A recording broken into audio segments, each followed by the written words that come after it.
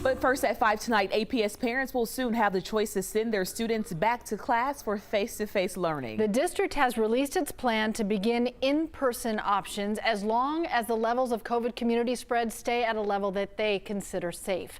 Jennifer Bellamy joins us now. Jennifer, you had a chance to speak with Superintendent Dr. Lisa Herring. Yeah, and Dr. Herring acknowledged that we are all in uncharted territory here with this pandemic going on. So they're working to do what they can to best serve students and staff while keeping everyone safe.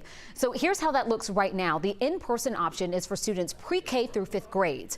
Special education and English as a second language students are included.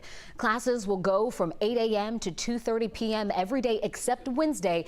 That time will be used for independent virtual learning with deep cleaning at schools on Wednesdays and Fridays after dismissal. Those returning to schools will have some changes to deal with. That's things like temperature screenings, mandatory masks, social distancing, no shared devices, designated restroom breaks, and staggered entrances and dismissals. Dr. Herring says with those changes, a return to class won't be exactly what students have experienced in the past, and parents should consider that along with the needs of their student and family while making their choice.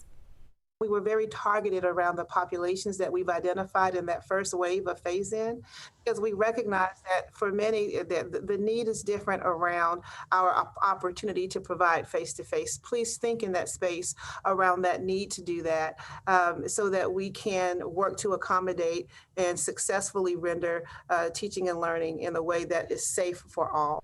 So if your child attends an APS school, you have about a week now to make up your mind about in-person learning. You'll have to complete and return an intent to return declaration by October 12th.